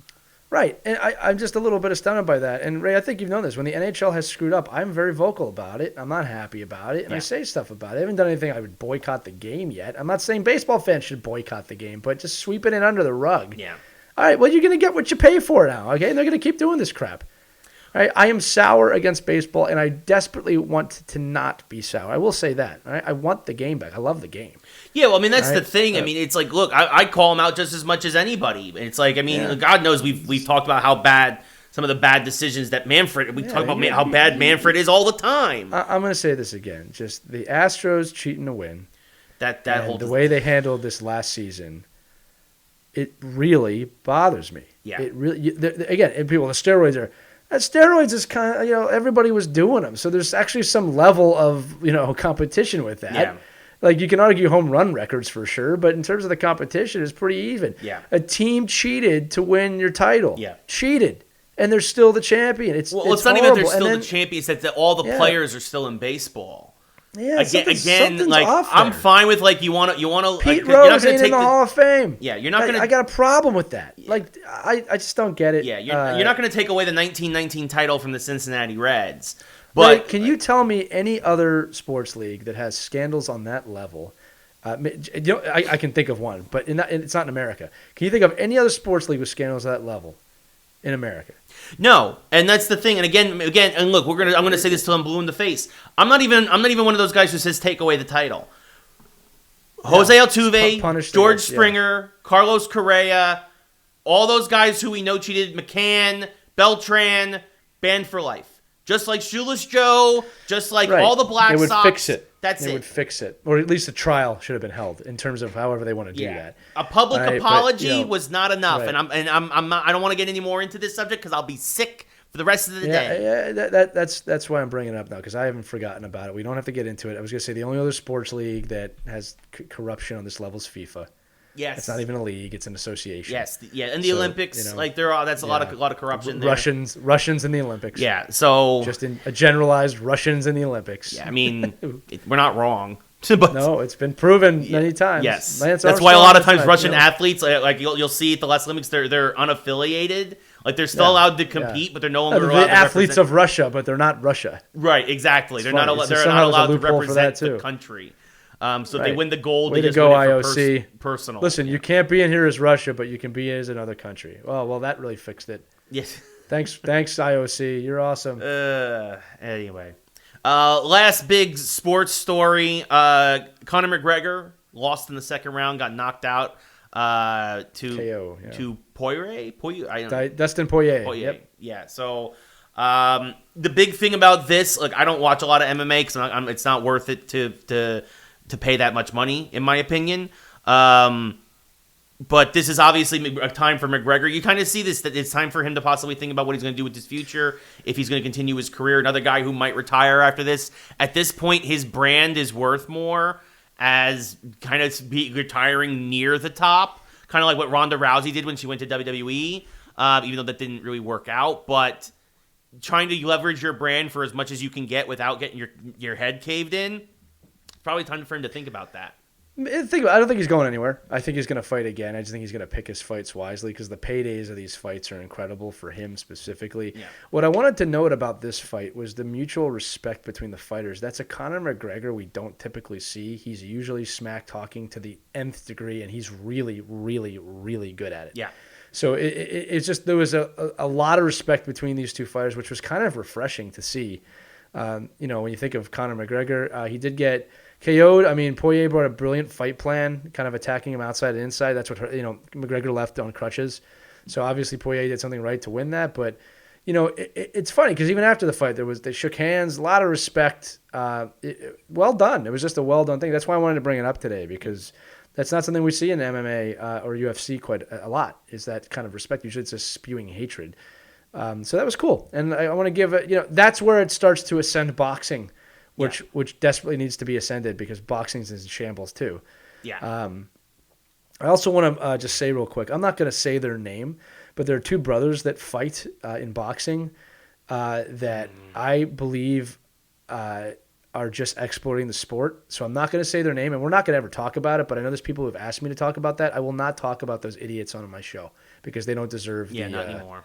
They don't deserve the spotlight in any way. Yeah, we've mentioned them. We've mentioned them before a couple of times, and we're there's no reason to. They're a disgrace to athletics. They're a disgrace to the human race. They really are. So there's that. Though, a couple guys who were absolutely the best at what they did. Unfortunately, they both passed this week. First off, Hank Aaron, 86 years old. The depending on how what side of the steroid argument you fall on, the home run king, of course, passed Babe Ruth. Obviously dealt with a lot of stuff in the 60s and 70s in his career, in the 50s as well, in terms of being a black man in baseball. But Hank Aaron, the home run king, one of the greatest players of all time, with the Milwaukee and then later Atlanta Braves. He passed at 86. It's very sad, but he lived a great life. Lived an amazing life. Right. He's a hero to a lot of people, and between statues and Hall of Fames and what he's done in the game, he'll never be forgotten. He's immortal. Yeah. So just rest in peace, Hank Aaron. Obviously, had to mention him. Yes. Also, moving into the entertainment side of things, Larry King, 87, passing from COVID. I think it was COVID or complications from it at the very least. And he had been sick on and off the past couple of years. But Larry King, one of the greatest interviewers of all time, worked really right up into the last couple of years of his life, talking to people, always seemed to... Everybody who talked to him seemed to be comfortable with him, would tell him things they wouldn't tell anybody else. And just very, very, very poignant, and also had a very good rapport with his audience, and really just a legend in broadcasting that He's a pioneer. Will not be forgotten either. Yeah. So he's a pioneer when it comes to interviewing people. Yeah. He's interviewed every famous person there was to interview between the 70s, 80s, and 90s, and even into the 2000s. And again, Ray and I are broadcasting people. He wasn't always perfect in terms of his interviews, but he was someone who pioneered the art of the interview, which is an art. Yeah. A lot of people don't realize what goes into doing a great interview and asking great questions, and really outside Howard Stern. Yeah. I mean, that's the only person that's probably on the same level, if not a little bit past him at this point. Yeah. But just drawing those answers out of people. Right. He was the titan of that industry, and he will be missed as well. Yes. And also, and I'm not going to lie, Lee told me this morning, and I had forgotten because so much has happened in the last year. That's why I wanted to bring it up. The 1-year anniversary of Kobe Bryant passing. Which of course, tomorrow. Yeah, his legacy continues to live on. Obviously, an absolute legend. The NBA continues to honor him in many, many ways, and it's very, very well deserved. But yeah, considering the year we had, the reason I wanted to bring up his passing, Ray, is because that's kind of what kicked off 2020. Yeah. 2020 was going smooth, and then I was in St. Louis at the NHL All-Star Game, and I remember I was coming out of a morning workout to someone saying, "Yo, Kobe Bryant died," and I remember saying, "I need you to confirm that." And I went online, and this was not too long after the helicopter crash. It was everywhere. I'm like, "Oh my God, this is real."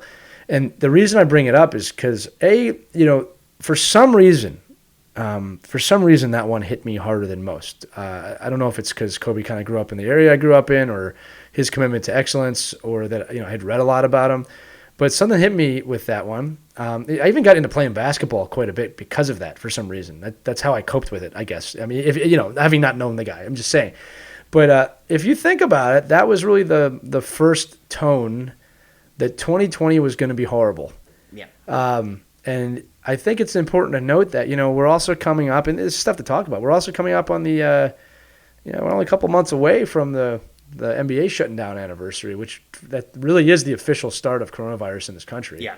Was when the night the NBA shut down. Yeah. We're going to get there. It's going to be a year. I mean, this will have lasted a year. Yeah. I think it's important to reflect on things like that. I think it's important to look to them just to give you context, but also to just think about the last year of your life and, other people. And it's been an unprecedented, very interesting year, hard for some, better for others, that we've all grown in some way. I've seen incredible acts of kindness. I've seen incredible acts of selfishness. It's an incredible world whenever you look at it. So anyway, the Kobe Bryant thing made me think, because that was really the kickoff to 2020 as we entered to 2021, hopefully signifying that we're coming down the slide now. Yeah. Yeah, the last year really sucked. But you know what doesn't suck? Dynamite analyst. Ray, thank you for that. Last year sucked. Thanks. And just like that, Ray has summed it up. Yeah. Boom. Just like that. Here we go. Yeah. Hey, we got to move on. We got to get on to the next thing. We got WandaVision. What are you, the host of the show? Fine. You know what doesn't suck? WandaVision. Bang. WandaVision. Flourish. Of course, you can watch this every week on StreamLounge.io with me and Lee, Fridays at 5 p.m. Pacific, 8 p.m. Eastern. If you haven't, you got to tune in. You can also watch the replay, so go there right now if you haven't watched it. Again, for those of you who think the show's boring or you're not getting it, watch the replay. We go through it all for you. We give you everything you need to know to act like a geek. Yes. And this episode really kind of brought the conclusion to Act 1 of what this season is. And I get it. And we've been talking about this a lot. This does feel like a show more than maybe Mandalorian that probably will binge better than it does a week to week. Totally. But yeah. Because it's a slow burn, and the reason why I think people are frustrated is they want to know what happens next. But as we've been saying on this show, back in the olden days, you used to have to wait a week between TV episodes. Ray, I wanted to say there's two things real quick with that. I'm not gonna go on another rant, okay? Mm-hmm. But it's like you were okay waiting movie to movie, which would take for a decade. Yeah. Keeping in mind, too, at some points we only had to wait 3 or 4 months, but you still had to wait. Yes. But then again, I was thinking about this. It's like, hey, Ray, I'd like to know who's going to win the Super Bowl next week for multiple reasons. Yeah. I could bet on it. There's a lot of things I can do. Only you had a sports almanac from the future. We're already past 2015. It's dated. Yeah. Here's the thing. This is the thing. It's like I have to wait for the Super Bowl to see, Ray, how it plays out. Yeah. There may be a surprise ending, or what we think is going to happen may happen. But we're all willing to wait for that. You know why? Because it hasn't happened yet, right? No, it's been written in the history of the gods. Oh yeah. By the way, I picked the Chiefs to win the Super Bowl. We'll have another episode. Oh man, that's a good point. Yeah, we do have another episode. I'm going to hold my thoughts till next week. This one's really hard to call. Yeah, really, because you know why? Because for every like positive, like that's why that team might win. Yeah, there's an equal. Not we're going to do a full Super Bowl analysis next week, but the thing is that we make our migration back to earlier in the week with the episodes. Right. Yeah. So, but yeah. So this was WandaVision. Yes, WandaVision. Anyway, so great episode. We're in the 70s, very Brady Bunch, Partridge Family kind of inspired. At this point, the big thing is that Wanda we know from last week, she's pregnant. Now her pregnancy accelerates through the entire episode. Spoiler alert. Oh, yeah. If you haven't seen it yet. Spoiler alert. Spoilers. The twins are born. They're named Billy and Thomas, right? Yeah, Tommy. Yeah, Billy and Tommy, who, of course, are their names, Wiccan and Speed, of course, in the comic books. I'm not willing to jump into the train that Mephisto's going to be the big bad yet, Mephisto, but they do seem to be setting up at least the beats of that with the babies. This is what I'll say. This is what you should do. If we are your geek guides, okay, and you don't feel like you know as much as we do, now would be the time to go to Wikipedia and look up Mephisto and just to learn who he is. Yes. It would be a smart move on your part to learn about Mephisto. Again, the episode really is about the twins being born. Yes. And then obviously, Ray, if I may, the other big twist in the episode was that Wanda expelled Geraldine, who we know actually to be Monica Rambeau. Yeah. Right. It was expelled from what is revealed to be a bubble of some sort. Yes. That SWORD is monitoring. Yeah. Okay? Again, if you watch our replay of the episode, we go really deep into all of the thoughts. I don't want to go into all of them here. I'll say this, Ray. Ray did predict a bubble, which looks to be clear that that's part of it. I am not ready to abandon my Infinity Stone theories yet, but I will now introduce a belief that we have talked about, but I'm really starting to lean into now, which is House of M. Yeah. And again, the very brief thing on that is that House of M is that Wanda reconstructs reality to her own liking after a traumatic event. Yeah. I don't want to spoil that. I don't want to spoil the whole story. Right. But now I am wondering, again, we've talked about this. It would make sense, although I have to look at timing of like when they started producing this and everything. But I'm starting to think we might see Magneto or Eric Lenscher at some point in this series. Yeah. Introduced. Because for those of you who don't know, again, we did give a spoiler, but this isn't a big spoiler. Wanda's father is Magneto, for those of you that may not know. In the comic book. That's canon. And that's not canon I expect Marvel to stray from. They've been very, very purposeful about not saying anything about their parents. Yes. Potentially that they may have been adopted. That's a very easy one-liner to change. Yeah. We do know that we think that the parents are the people in the advertisements, that's her mother and father. Ray, I'm just starting to wonder, like, and you kind of alluded to this. I'm wondering if we're going to see Magneto or the introduction of mutants into the MCU through this show. Yeah. And again, the reason being is just like, the end credits a lot of times show the manipulation of reality, like from the comic book. This could all be Marvel diversion, by the way. Yeah, it could all be red herrings. The other thing I wanted to say, just note on this episode, was that the use of Daydream Believer by the Monkees at the end of the episode is Sopranos level end of show music choice. just the lyrics of, cheer up Sleepy Jean, or Sleepy G, you could always do it for Geraldine, but Sleepy Jean, oh, what can it be to a Daydream Believer? I just thought that was brilliant. Yeah. And the music noticeably, clearly lets those lyrics come out. Yeah.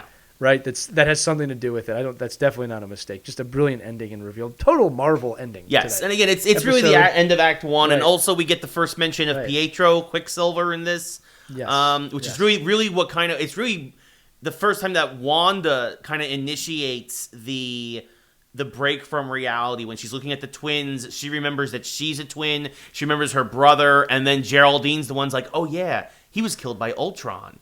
Which is like that's when everything starts. The illusion starts to crack and fade. Right. Agnes and Herb start to snap out of their revelry. Agnes, who looks more and more like Agatha Harkness. Herb, people are talking about, is it another magician? Is it another wizard? I've heard theories he's the High Evolutionary. Which again, if he's the High Evolutionary, they are not doing Mephisto because they are both on that kind of level of villain. So I don't think he's the High Evolutionary if they're doing it. But the High Evolutionary would better fit in with the idea that they're going to introduce mutants because he studied under Mr. Sinister. He's a guy who's like a couple hundred years old. There's this whole thing that they could do with that. And again, I don't know if they're going to bring mutants in through this show, but they could easily, again, we know this ties into Doctor Strange 2. This could very easily open the door for mutants to be introduced there, which we already know they're going to do parallel universes, all this other stuff. So I don't know if we're going to get mutants here, but they could definitely start to open up that wormhole. Here's another monkey wrench into the whole thing, which is what I love about this show, is we don't know where it's going. Typically, by the end of an Act 1, the villain has revealed him or herself. They haven't here. And that has not happened unless Wanda's the villain. Unless Wanda is the villain. Yeah. Which we thank you for stepping on my toes there, Ray. Sorry. No, it's totally fine. No, I like the chicane that maybe Wanda's the villain in this show. We don't know. She looked very villainous at the end of that episode. Yes. She looked a lot like a witch. So I love that we don't know. I love that Marvel is keeping us in suspense. I just want to let, again, all the haters know that this show's slow. It is a lot easier to wait week to week than year to year. Yeah. WandaVision, episode 4, Friday night, 5 o'clock Pacific time. 8 p.m. Eastern. Come watch it with us. You will not be disappointed. We have a great time and interact with everybody that's there. Yes. Check it out on streamlounge.io or go watch those replays now. Yes. Yeah, Google Chrome, get the extension. It's super easy to sign up for. It's a free account. As long as you have a Disney Plus subscription, you can watch. So do it. Yeah, but it's so speaking of mutants and other stuff, some fun possible casting news. First off, it is confirmed Patrick Stewart was asked to come back and play Professor X again in the MCU, and he said no. Which I also completely understand and respect because he's also getting up there in age, and he's in his 80s. He's been doing it for 20 years. He has nothing else to prove in that role. Right, and I think it would be better at this point to just kind of like, unless he's lying and they're doing it anyway. I mean, he could make a cameo maybe, but I think that they probably have bigger plans for that character. They said Mark Hamill wasn't coming back too when that happened. Yeah, and he knew for a year. Jerk. Also rumors that Michael Fassbender has been asked to take on a villain in the MCU, but he has not been asked to do he actually I don't know if he wants to do it, doesn't want to do Magneto, or he hasn't been asked, but the rumor is, and again, this is just a rumor, and it could just be fan service. It's through the grapevine that he's been asked to possibly play Doctor Doom in the Fantastic Four film, which I would think would be a terrific casting for him. Michael Fassbender is an amazing actor. You saw this in X-Men First Class. You saw this in Days of Future Past. You did not see it in Apocalypse or Dark Phoenix. He was wasted in those films, which is devastating. He would be a fantastic Doctor Doom. But this is what I'm saying. Michael Fassbender is a phenomenal actor if you give him a phenomenal writing. Yeah. And that's the key to that character working. I'd be all for this as long as Doctor Doom is written.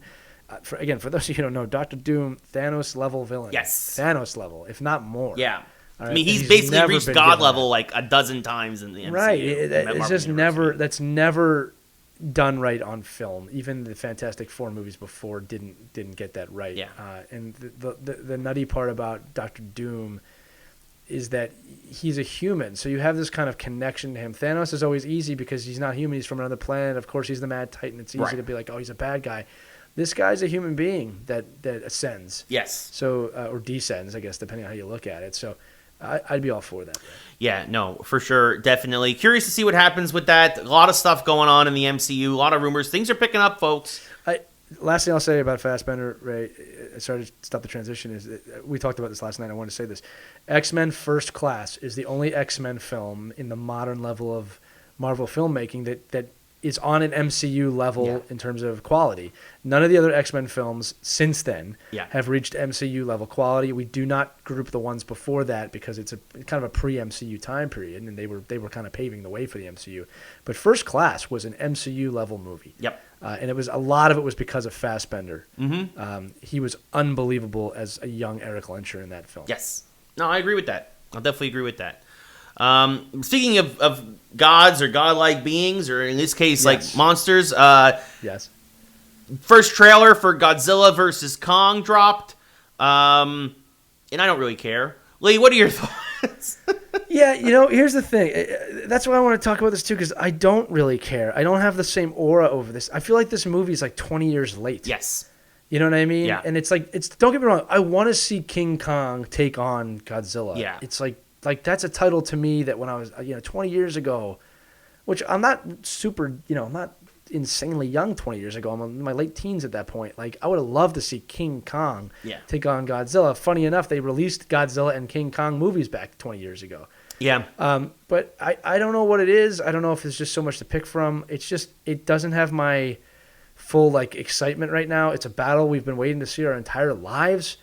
Right, but it's one of those I'm gonna see if it comes out and people are like, this is amazing, and I'm definitely gonna see it, but I'm not paying to see it. And it's definitely not. I don't want to spoil it. I don't want to spoil it. It sounds like a lot of spoilers, as Ray said to me before the show have come out. Yes. I don't want to tell the everybody big twists are already out there, folks. If you're on the internet, you probably already know what the most likely thing that happens. Right, but even with that, even knowing that didn't make me want to watch it more or less. Yeah. So.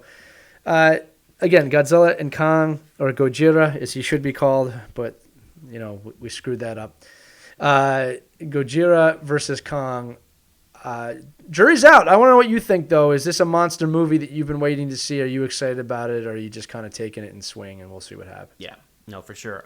Other movie news, a lot of things delayed or rumored to be delayed, as it looks like, the movie industry trying to hold on to theaters, but it kind of just, I don't know, it seems stupid to me. Well, look, I'll give the movie industry this. There is light at the end of the tunnel now. Yes. To be fair, with the vaccine rapidly going out, 1 million doses a day, by the way. Congratulations to all the healthcare workers and all the scientists that miraculously gave us a vaccine within a year.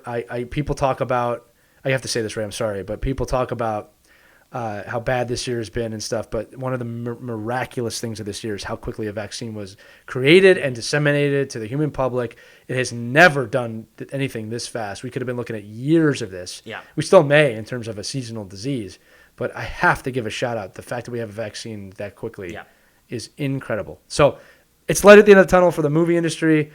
So I can't see any more pushbacks beyond this, but Ray, go ahead. Walk us through. Yeah, so James Bond, No Time to Die has been pushed to October 8th. And there's no need to rush that one, to be fair. That is also true. Last Daniel. That is also true. That's all I hear. It gives them more time to find a new Bond, since this is Daniel Craig's swan There's no song. need to rush on that. Yeah, people will see that no matter what. Same thing. The Uncharted film starring. Spider-Man. Spider-Man. Yes, I know. I just blanked on his name. Tom Holland. Thomas Holland. Yes. February Billy 2022. Elliott. That's been pushed to by Sony. Again, another one that doesn't need to rush. Yes. Right? These were curious. The Venom 2 movie has been rumored to be delayed by Sony, and it might be by the time this airs. And the Morbius film has been delayed till 2022. A lot of Sony delays here in particular. Right, so that means that Morbius will have nothing to do with Spider-Man 3. Probably not. Which is a little concerning to me. Yes. I'll be honest with you, because, again... That's already an iffy movie to begin with. Right. Again, it's kind of coming at that transitional period of Spider-Man's rights going back and forth. So that does show you that it will have nothing to do with Spider-Man 3. So maybe they're building up their villain verse before they're going to build up the Spider-Verse, but we'll see. Yeah, we will see. Top Gun 2 has likely been delayed. Right. Again, no need to rush that one. Right. That one makes sense. But the one that is get everybody questioning. Yeah, the last one is, again, why? Black Widow 2, Black Widow, just Black Widow. Ray's already on to the sequel. I'm already so wanting to get past Black Widow that I'm just like, please just get it out the door. There's got to be a reason. There's got to be. Oh, so Ray, this is actually important. I don't know if you had read this or not. I read yesterday that Phase 4 of the MCU does not have an Avengers movie in it. Correct. Yes. Right. So that, when you think about this movie, keeping in mind WandaVision is the kickoff to Phase 4. Right. I'm really starting to wonder what's in WandaVision. My guess that I'm sorry, not WandaVision, Black Widow. My guess is that movie is going to have absolutely nothing to do with the greater MCU. Correct. Except for there will be one thing, or one item, or one person introduced that will play a role later on. Yes. You know what I mean? It's kind of like what they did with Captain Marvel, that they introduced this major villain that's going to come back. Yeah. Right? I don't know when. Or is it going to be a reoccurring Captain Marvel villain? Right. We don't know. Right? With the Supreme Intelligence. Yeah. It'll be interesting to see where that goes. But I want to see this movie. I mean, I don't know. If they push this back much more, it's going to be like, now I'm losing interest. Well, right? I mean, that's kind of where I'm at. Where I'm kind of like you said, like I don't think this is going to tie in that much to the larger MCU. Right. And I really think that they've kind of done this character wrong because of it. And I think because like at this point, I'm like, I don't care. Then again, I don't care anymore. Why wouldn't they just release it on Disney Plus? That's the other thing. You know what I mean? So it'll be interesting to see. Listen, I don't want to knock it. The MCU, Disney, Marvel have done nothing but great stuff. So I want to continue to give them the benefit of the doubt that there's something here that we don't know about. Yep. That I'm hoping, like WandaVision, at the end will be like, oh my, now I know why you did this. Yeah, I hope, right? but I'm losing. We'll I'm really, I'm farther along with you in the terms of losing interest because I am. Well, the other thing too is the only other thing I can think of is a logistical thing, which is just like they don't want to release it and then screw up the release schedule of release. Because remember, this was supposed to come out before WandaVision, right? And if we're already into Phase 4, like it just feels like. I don't know why they're dragging their feet, and again, it really feels like they're doing the character of Black Widow wrong with this. Yeah, we'll see. Time will tell, but it's pushed back again, and I'll be honest with you, I'd rather the pandemic end sooner than later. So we'll see what happens. Yes, for sure. Moving on to the video games now. A couple of video game stories this week, some big, some small. The first one was interesting. Xbox Live, and again, it was kind of a push to try and get people onto Game Pass, which is $15 a month. Right now, Xbox Live Gold, which is basically for you to play games online, it's $5 a month. They were going to double that to $10 a month. And there was such backlash from the internet, people canceling their accounts immediately. People were furious. Right. They refused to deal with this because the gaming audience, don't make them mad. Well, because the thing is the gaming audience, when they really understand something and like get riled up, they will stop buying. They understand that, at least to a degree, that their money has power. And the idea that this was going to get doubled, especially, again, the service doesn't offer so much. And again, for most people, like I'm not a Game Pass person. I still would rather, even digitally, buy my games so that I don't have to worry about the game disappearing when it leaves Game Pass. You know what I mean? Like I'm very specific with what titles I play and what titles I buy. And having that kind of smorgasbord that Game Pass offers is not for me. Well, and again, Ray, you are an extremely, what would I say? There's a lot of extreme gamers out there. There's a different word for you. I mean, you're like really in the industry. Games for you are more like buying books, right? It's like the people who go to the library versus buying books. Like I like both, but I prefer to buy the books because I can keep them. Right. It's like a trophy to me. Right. Or something like that. I'll put it that way. Yes. Games are like that for you, but there's plenty of people that want to go to the library. There's also a financial aspect to it, which either way, depending on how you play, I'm not saying you're gluttonous or anything. I'm saying there's a financial side to it as well. For someone who might want that many games. But yeah, look, clearly a pandemic move that was rolled out poorly. You know what I mean? So again, good on them for rolling it back. That's what I would immediately say. within less than 24 hours of the decision after the blowback, they rolled it back and actually added to the fact now that if it's a free-to-play game like Fortnite, you don't even need Xbox Live Gold anymore to play it. You can play it online for free. You'll have access to the Microsoft servers. If it's something like Gears 5 that you have to pay $60 for, obviously you need gold. Right. But keep them gaming. Yes. Keep them on their system. Yes. That is the key, right? Yeah. If you stop listening to music, you're not listening to music. There's a great quote. You got skin in the... This is actually funny because it works. If you got skin in the game, you stay in the game. Yeah. All right? Literally. Yeah. All right? So keep them on the system. Keep them buying games. The industry's big enough. That's how the NFL does it. Yeah, I mean, and look, I mean, at the end of the day, it's like, would you rather have $5 a month or no dollars a month? Because a lot of folks were ready to jump over. This was the one mistake. This is the first mistake Xbox has really made the past couple of years, in my opinion. And this was like, people were like, well, I guess I'm going PS5. Like, but yeah, it makes you wonder, like, maybe sales, how were sales? How did they do? Yeah. Right? What's going wrong? Stuff like that. Yeah. So. And again, also, it could just be the fact that they went crazy buying up all these new studios and needed an influx of cash suddenly. You know, they might have bit off more than they can chew. We don't know what went into this decision, but again, good on them for seeing A, how negative it was, and B, immediately, I mean, it was less than 24 hours, immediately reversing course.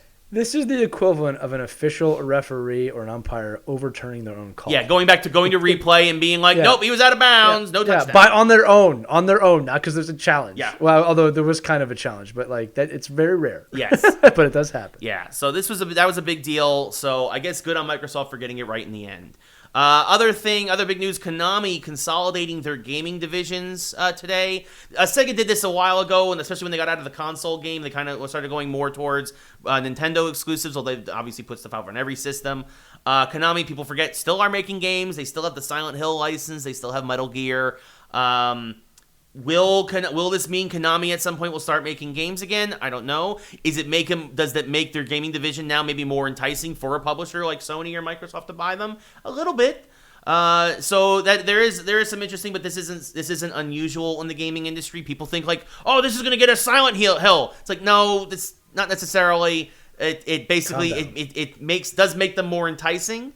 But the Konami name itself is now more nostalgic, and that's how I'd see them using it. The Turtle games from the 90s and all the old school games they used to make, Right, with that little, what is it, red and yellow flag they have with it, but as their logo. But yeah, it's the nostalgia of it. That's where I could see that coming in. But hey, look, it's.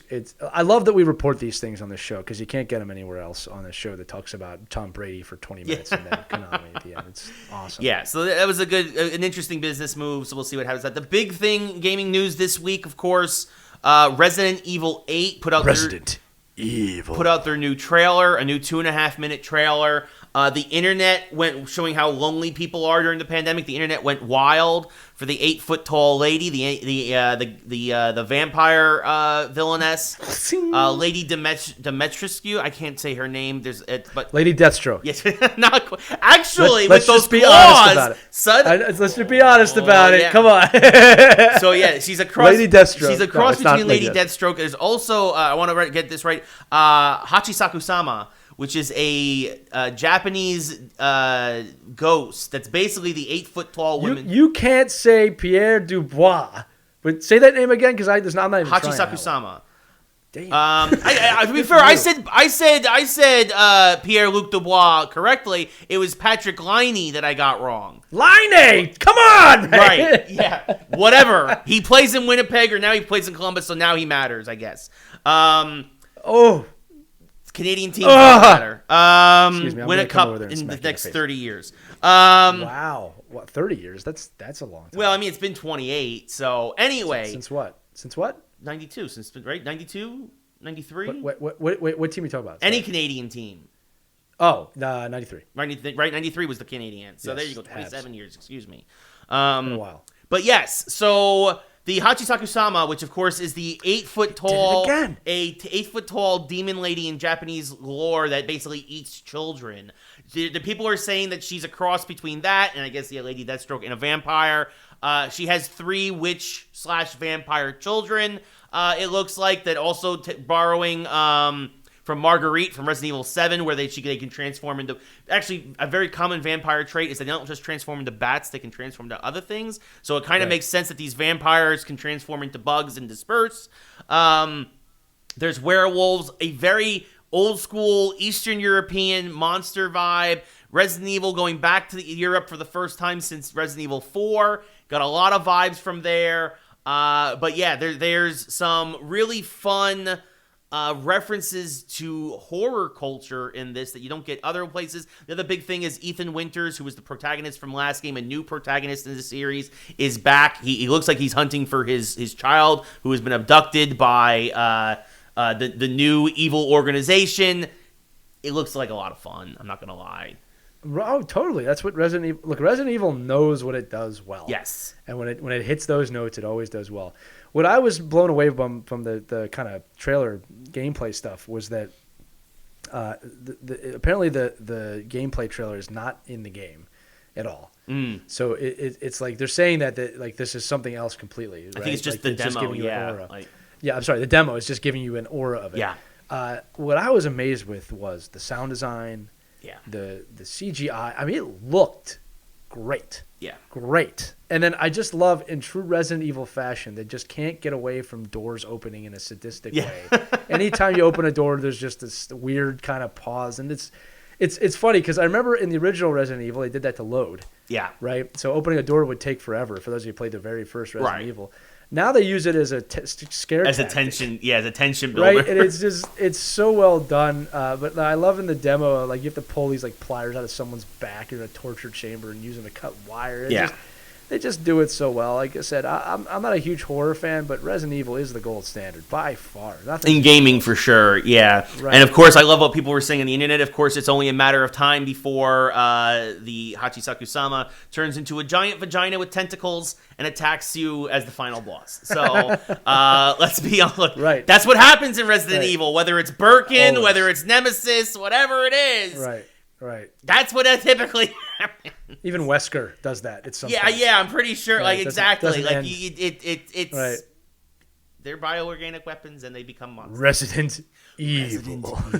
Yeah. So, but yeah, also very much a Resident Evil 4 inventory people noticed, which is a big deal, switching over from what they did in Resident Evil 7. A lot of people complained about, so they went back to the Resident Evil 4 inventory. I think a lot of people will be very happy about that. Also got the release date, May 7th. Typically, they release Resident Evil a little earlier in the year, but I imagine, like a lot of games, things have been pushed 2 to 3 months, unless you're Cyberpunk, because they don't know, because they're stupid. Things have been pushed because of COVID, and they've taken the time with it. So May 7th, something, a little horror summer fun. As you say, May 7th, on sale in October. Yeah, exactly. But yeah, no, it's actually that's right. You'll probably see the first DLC in October. That would be right. So we'll see what happens there. It's not getting a smart timing with drops. Yes, exactly. Key to the whole thing. Actually, a lot of horror games coming out this year. You got Back 4 Blood, which is the Left 4 Dead spiritual successor. We've got our Evil Dead game coming. Yes, the New York Jets. The New York Jets are definitely horrendous. That's a nightmare. Poor Robert Saleh. But I think that's how you say his name. Whatever, man. He's going to be famous or infamous, one way or the other. There you go. Nothing beats the Adam Gase press conference there, however. But that brings it. Speaking of things that look horrific or like someone trapped in a Resident Evil game, that's Adam Gase. Bite their kneecaps off. Yes. They mix together. They mix together well. Oh, goodness. All right, moving on now into our mashup as that wraps up the main part. It's time for the mashup of the week. The mashup of the week. Time for the mashup of the week. Yeah. So this week's mashup is going to be, at this point, it's just a running joke. I love it. It's good. Yeah. A gaming series mashup of the week. that needs its own service. Now I know, or streaming service. Now I know obviously there's Twitch for players and everything out there, but like a service specifically for an individual game, you just get that game all the time, or everything around that game or that game series. For me, this was actually a fun one, Lee, that you came up with. I had a lot of fun coming up with a few answers. Thank you. I appreciate that. Yeah. That's why I'm allowed to sing at the beginning of the segment, because Ray approves. Yes, yeah. But, I mean, the first one, if you're talking, like, esports and stuff, the one that comes to mind immediately is, like, Call of Duty. Obviously, a great competitive aspect there. Things like Overwatch. But for series that I would love to just people play and have fun with, I would love to see, like, Mario Brothers speedrunners and stuff. Like, things from that series in particular, or Legend of Zelda. But if I'm looking for like shooter competition, again, there's a lot of things to pull from here. I think Call of Duty is the way I go for just having its own all the time 24/7 streaming service. Right. No, I mean, Call of Duty makes a lot of sense. I mean, Mario is the obvious no-brainer. Right. Like, there's so many ways you could go with that. But yeah, coming up with this, I actually didn't have a great answer when I thought of it. I've been thinking about it throughout the show. Mm-hmm. It's not easy to pick a winner in this. You got to kind of look around, what games are super popular and then like what is taking a lot of people real skill to get into. So I think that you're right. I mean, do you think it would just be a Call of Duty network, or do you think it would be something else? I mean, Activision could do its own network, right? Because then you'd also have Overwatch. And then for people who want something lighter, you'd also have World of Warcraft and Diablo from Blizzard. That would be really cool. Yeah, I mean, even with maybe some of these open world, like Magic games, like there could be something there about getting to the cream of the crop with that. But it's an interesting question that I was actually going to lean on you on, Ray, because like you're the one who would actually have the answer to this, and I think you're right. I think that actually could be successful. So naturally, we're going to start it and become trillionaires and sponsor our own podcast. I love it. That's it. We only did that to sponsor this podcast. Yeah, speaking of our sponsors, be sure to go to bladeshades.com and pick up blue blockers, sunglasses. Thank you. We got the whole pro lineup now for every hockey team. Go to bladeshades.com. There are 32 cities available. That's what I'll say. Blue blocker and sunglasses coming to a site near you. Yes, and prescription soon too, I believe. Very soon, actually this week. Wow! But we want to know breaking news. You think. We want to know what you think about sunglasses. No, I'm just kidding. Go ahead, Ray. But yeah, so I think an Activision streaming service actually would be make a lot of sense. I think if they wanted to, obviously Twitch really serves the purpose for a lot of folks. Right. But yeah, I think that if anybody was going to break off, do their own thing. I mean, Microsoft tried it. Obviously, it was still all games that were on Xbox. But I hate to be cliche, but Star Wars. That could be interesting. It's just a pure Star Wars gaming network with all of the library, the entire library. Yeah, all the Battlefronts. Tonight we're streaming X-Wing versus TIE Fighter from 1994. Very quickly, that reminds me of another story. They're making a new Knights of the Old Republic. I did hear that, and it's not being made by BioWare. By EA. Yeah, by BioWare. I meant to say that. Yeah, EA/BioWare, yeah. Otherwise known as KOTOR. Yeah. So, at this point, I would just really love to, first off, before they do that, just remaster the first two. Be smart. Yep. It would be really smart. Do a 2-pack and then release the new one. They're doing that with Mass Effect. I wouldn't be surprised if they tried that with KOTOR as well. So get people on board. But yeah, Lee, your streaming service, sir. Oh no, I for Star Wars. Obviously for Star Wars. That's how we got into the subject. Yeah. No, Star Wars would be the way I would go. I mean, I would enjoy that, and I'm sure that a lot of people would, but it'd have to be the entire library. Yeah. That's what I'm trying to say. Is that Star Wars? I'd love to play some of those older games again. X-Wing versus TIE Fighter, even the arcade versions. Yeah. So that's where I would go with it. Nice. Sure. Well, there you go. But folks. We want to know what you think. Yes.